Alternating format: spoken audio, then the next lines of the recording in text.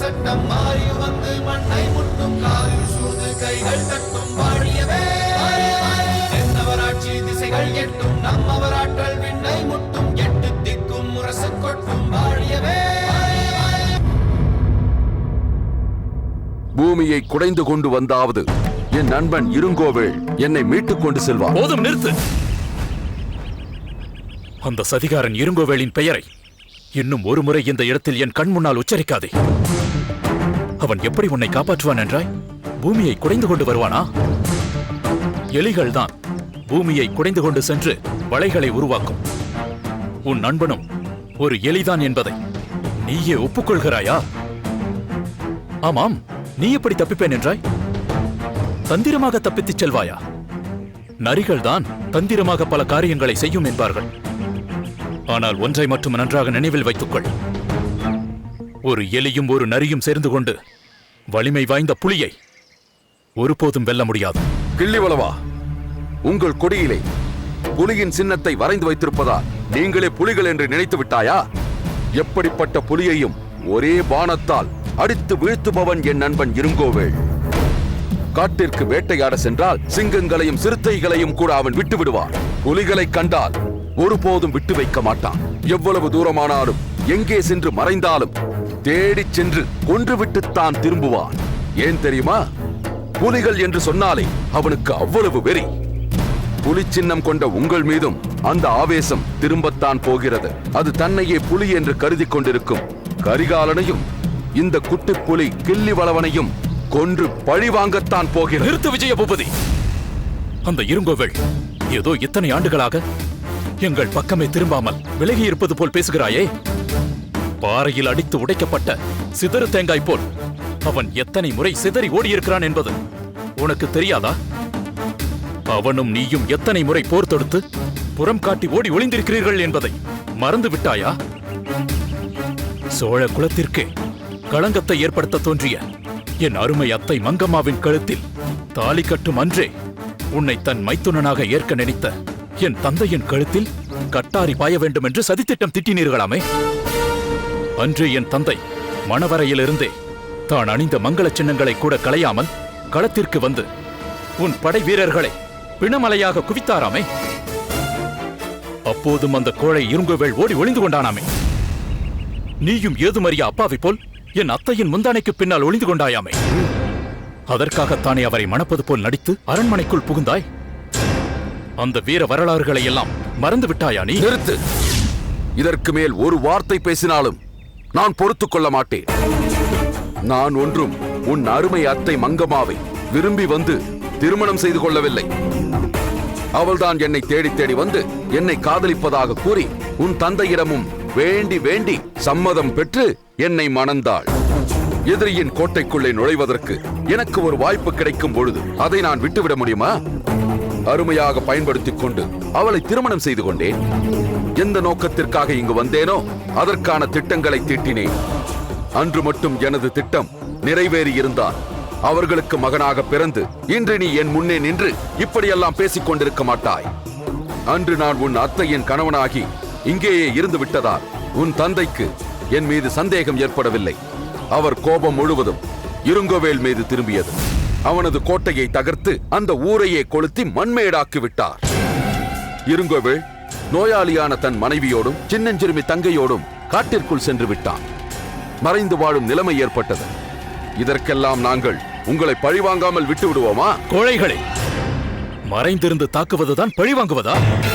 மாறுவேடமிட்டு வந்து ஆயுதம் இல்லாமல் இருக்கும்போது தாக்குவதுதான் உங்கள் வீரச் செயலா? எதிரி எப்போது எப்படி ஏமாறுவான் என்று பார்த்து அதை பயன்படுத்திக் கொள்வது காலகாலமாக நடப்பதுதானே. ஒரு அப்பாவி பெண்மணியை அனுப்பி அவளை கொண்டு கட்டாரியை எறிவது இழிவான செயல் அல்லவா? அப்படி ஒரு பழி வரக்கூடாது என்பதற்காகத்தான் மனைவி எறிந்த கட்டாரியை கணவனான இருங்கோவேள் தன் மீது தாங்கிக் கொண்டான்.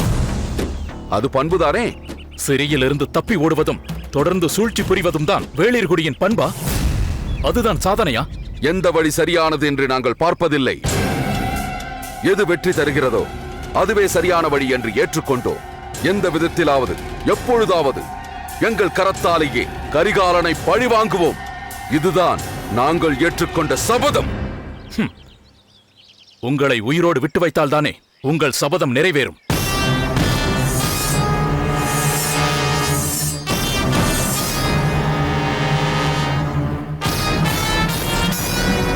அந்த இருங்கோவேளை பிறகு பார்த்துக் கொள்கிறேன். முதலில் உன்னை தீர்த்து கட்டுகிறேன். அழிந்து போ.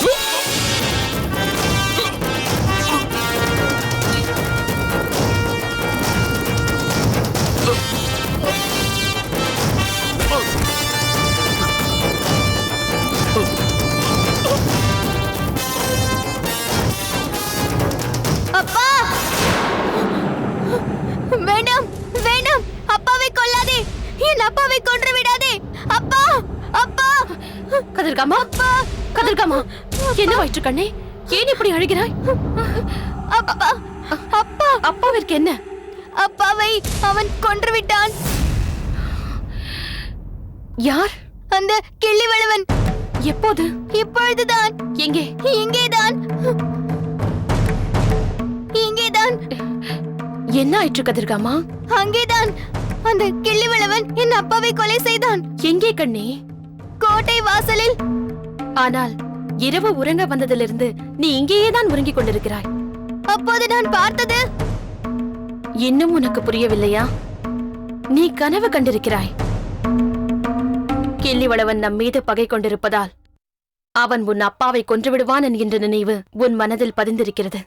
அதுதான் கனவாக வந்திருக்கிறது. ஆமாம் அம்மா, அப்படித்தான் இருக்க வேண்டும்.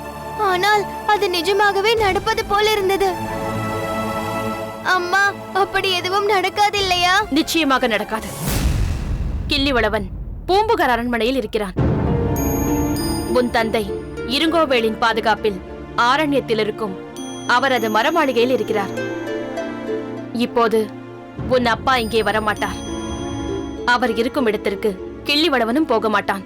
இருந்தாலும் இந்த கிள்ளிவளவனை நம்ப முடியாதம்மா. அவனுக்கு எந்த வகையிலாவது பாடம் கற்றுத்தர வேண்டும். கண்ணே, நீ கிள்ளிவளவனை பற்றி பேசுவது சரிதான். அத்தை அத்தை என்று என்னை சுற்றி வந்தவன் இன்று என்னையே அவமதித்து என் அண்ணன் முன் என்னை குற்றவாளியாக நிறுத்தும் அளவிற்கு வளர்ந்து விட்டான். ஆனாலும் அவன் சோழ பேரரசின் இளவரசன். வெளியே பேசும்போது அதற்கு தக்கபடிதான் நாம் பேச வேண்டும். நான் உன் அண்ணனையே மதிப்பதில்லை, இந்த சின்னவனை மதிக்க வேண்டுமா? கதிர்காமா, கிள்ளிவளவன் உனக்கு சின்னவனா? அவன் சின்னவனானால் நீ யார்? போங்கள் அம்மா. எனக்கு அப்பாவை அந்த கோலத்தில் பார்த்த படபடப்பு இன்னும் நீங்கவில்லை. நீ கவலைப்படாதே கதிர்காமா. உன் தந்தை எப்படிப்பட்ட மாவீரன் என்பது எனக்கு தெரியும். நேருக்கு நேர் நின்றால் போரில் கிள்ளிவளவனால் அவர் முன் ஒரு கணம் கூட தாக்கு பிடிக்க முடியாது. நான் என் அப்பாவை பார்க்க வேண்டும் அம்மா.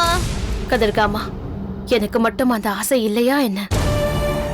அவர் தப்பித்துச் செல்லும் போது வழியில் என்னென்ன துன்பங்கள் ஏற்பட்டதோ, எப்படி அதிலிருந்து மீண்டார்கள், இருங்கோவேளும் அவரும் அடுத்தபடியாக என்ன செய்ய போகிறார்கள் என்பதை நாம் தெரிந்து கொள்ள வேண்டும் என்றும், இங்குள்ள சூழ்நிலையை அவ்வப்போது அவருக்கு தெரிவிக்க வேண்டும் என்றுதான் நானும் துடித்துக் கொண்டிருக்கிறேன்.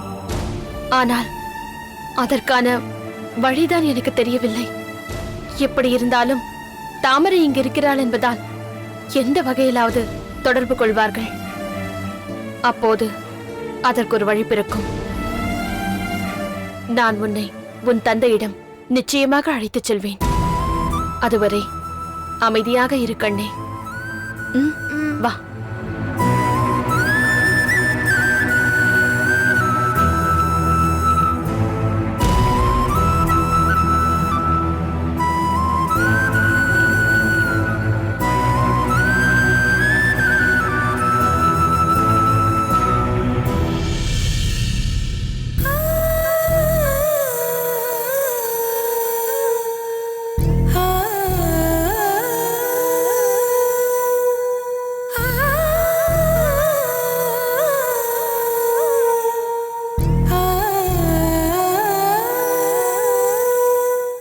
ஆஹா, கரிகால் வளவரை பற்றி எவ்வளவு எழுதினாலும் போதாது போதாது என்று எனது ஏடும் எழுத்தாடியும் ஓயமாட்டேன் என்கின்றனவே.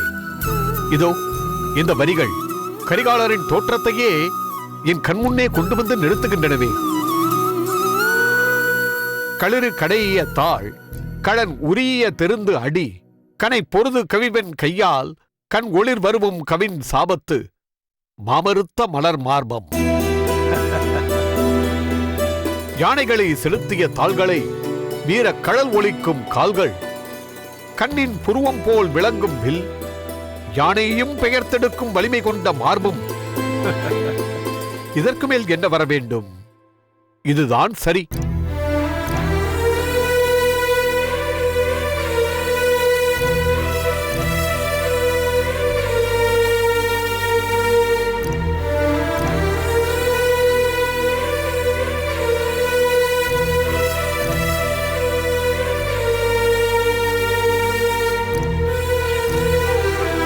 எல்லையும் இரவும் என்னாய் பகைவர் ஊர்ச்சிறு விளக்கத்து அழிவிழி கம்பலை, கொள்ளை மேவலை ஆகலின் நல்ல இல்லாகுபவால் இயல்தேர் வளவ. உன்னை பகைத்தவர் ஊர்களை நீ தீமூட்டி எரிப்பாய். அந்த நெருப்பின் ஒளியிலேதான் அந்த ஊர்களில் வாழ்பவர்கள் தங்கள் சுற்றத்தாரை கூக்குரலிட்டு அழுதபடி தேடுவார்கள். அந்த ஊர்கள் சூறையாடப்படும். ஆனாலும் அதன் பின் அந்த மக்களுக்கு நீ கருணை காட்டுவாய். அதனால் அல்லவா வளவன் என்று நீ பெயர் பெற்றாய். ஆஹா ஆஹா, இந்த கவிதை வரிகள் எவ்வளவு சிறப்பாக அமைந்துவிட்டன. இதன் அருமை தெரிந்து ரசிக்கக்கூடியவள் என் மகள் முத்துநகை அல்லவா? கவிதையின் முதல் ரசிகையே என் மகள் முத்துநகை அல்லவா? முதலில் அவளிடம் இதை சொல்ல வேண்டும். முத்துநகை, முத்துநகை, முத்துன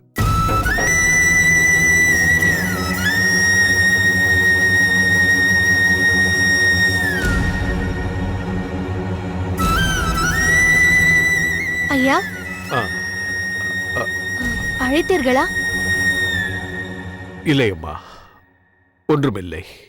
தாங்கள் முத்துநகை என்று அழைத்தது என் காதில் விழுந்தது ஐயா. உண்மைதான் அம்மா. என் மகள் முத்துநகை என்னை விட்டு பிரிந்தாலும் இன்னும் அவள் இந்த வீட்டிலேயே என்னுடனேயே இருப்பது போல் எனக்கு தோன்றுகிறது. அவளை பிரிந்த வேதனை என் நெஞ்சை மிகவும் வாட்டுகிறது அம்மா. இன்னும் ஓரிரு நாட்களில் என் மகள் முத்துநகையின் பிறந்த நாள் வருகிறது. அப்படியா? அதற்குள் முத்துநகை வந்து விடுவாரா? அதை நான் சொல்ல முடியாதம்மா, மன்னர் தான் சொல்ல வேண்டும். என்னை பற்றிய தவறாக புரிந்து கொண்டு வீட்டை விட்டு வெளியேறியவள் அவள். மன்னரின் பணி தன் வாழ்வின் பணி என்று ஏற்றுக்கொண்டவள். முத்துநகை இப்போது எங்கு இருக்கிறாள், என்ன செய்கிறாள் என்பது பெற்ற தந்தையாகிய எனக்கு கூட தெரியாது. ஒவ்வொரு முறையும் அவளுடைய பிறந்த நாள் வரும்போது எவ்வளவு சிறப்பாக கொண்டாடுவேன் தெரியுமா? சில ஆண்டுகளுக்கு முன் ஒரு முறை அவளது பிறந்த நாள் வந்தபோது அவள் சிறு குழந்தை போல உற்சாகத்துடன் எப்படி எதிர்பார்த்தாள் தெரியுமா?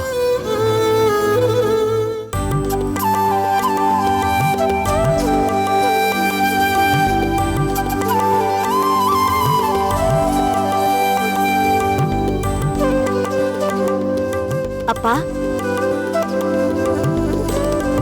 அப்பா. முத்துநகை, நீ எப்போது வந்தாய்? நான் இங்கு வந்து வெகு நேரம் ஆகிவிட்டது. அருகில் ஒருவர் நிற்பது கூட தெரியாமல் அப்படி என்ன படித்துக் கொண்டிருக்கிறீர்கள்? நான் என்னமா செய்வது? படிக்க தொடங்கிவிட்டால் என்னையே மறந்து விடுகிறேன். எழுதும் கவிதைக்குள் மூழ்கி விடுகிறேன். நான் மட்டுமல்ல, என்னை போல் கவி பாடும் எல்லா புலவர்களின் நிலையும் அதுதான். சந்தங்கள் கொண்டு சிந்து பாடச் செய்யும் செந்தமிழ் கவிதைகளின் சிறப்பே அதுதானம்மா. அப்படி என்னதான் அப்பா பாடுவீர்கள்? சோழ நாட்டில் வாழ்பவனுக்கு பாட பொருளா இல்லை. பூவிருத்து வரும் காவிரியின் பெருமையை பாவிருத்து பாடத் தொடங்கிவிட்டால் 1000 கவிதைகள் பாடலாமே. எங்கும் நிற்காமல் ஓடி வந்து வங்கக்கடலில் சங்கமமாகும் காட்சியை பாடத் தொடங்கினால் தங்கு தடையின்றி கவிதைகள் பொங்கி வருமே.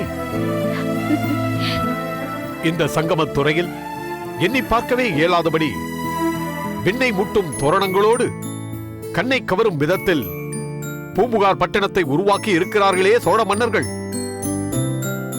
இதன் சிறப்பை எழுதுவதற்கு ஏடுகள் போதாதம்மா. இன்று இந்த சோழ மண்டலத்தை அரசாளும் மாமன்னர் கரிகாலரை பற்றி எத்தனை புலவர்கள் எவ்வளவோ கவிதைகள் பாடினாலும் அவர் புகழ் அவற்றுக்குள் அடங்காதே.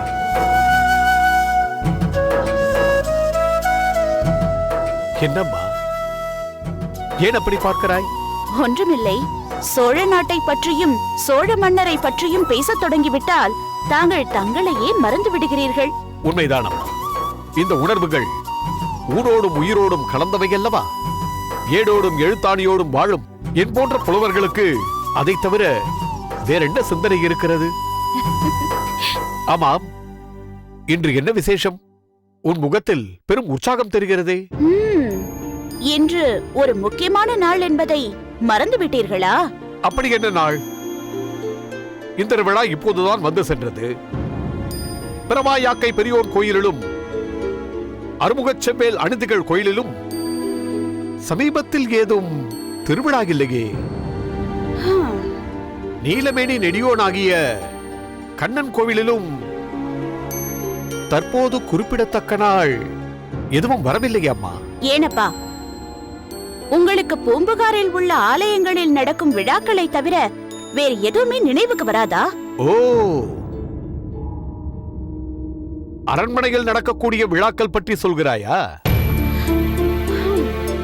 கரிகால் சோழர் எந்த நாட்டின் மீதாவது படையெடுத்து சென்று வென்று வரும்போது வெற்றி விழா கொண்டாடுவது வழக்கம். இப்போது அவர் சென்று வெல்வதற்கு நாடுகளே இல்லையே. நாடே மகிழ்ந்து கொண்டாடும் திருமங்கள நாளான கரிகால் பெருவளத்தாரின் பிறந்த நாள் கூட வந்து சென்று விட்டதே அம்மா. என்னம்மா, ஏன் மௌனமாகிவிட்டாய்? போங்களப்பா, மன்னரின் பிறந்த நாளை மட்டும் நினைவில் வைத்துக் கொள்ளுங்கள். மகளின் பிறந்த நாளை மறந்து விடுங்கள்.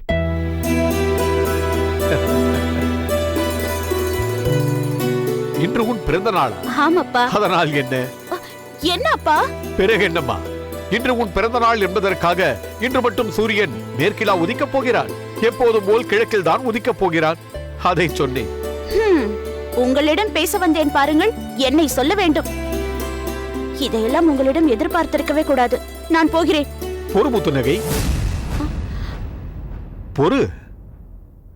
இன்று உன் பிறந்த நாள் என்பதற்காக அருமையான பரிசு ஒன்றை நேற்றே நான் வாங்கி வைத்து விட்டேன்.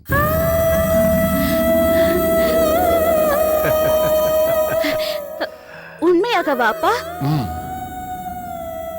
உன்னிடம் சற்று வேடிக்கை காட்டலாம் என்று இப்படி பேசினேன். நானே உனக்கு வாழ்த்து சொல்லி பரிசு தரலாம் என்று இருந்தேன். அதற்குள் அதிகாலை நீயே எழுந்து தயாராகி வந்து விட்டாய். சற்று பொறு, பரிசு பொருளை எடுத்து வருகிறேன்.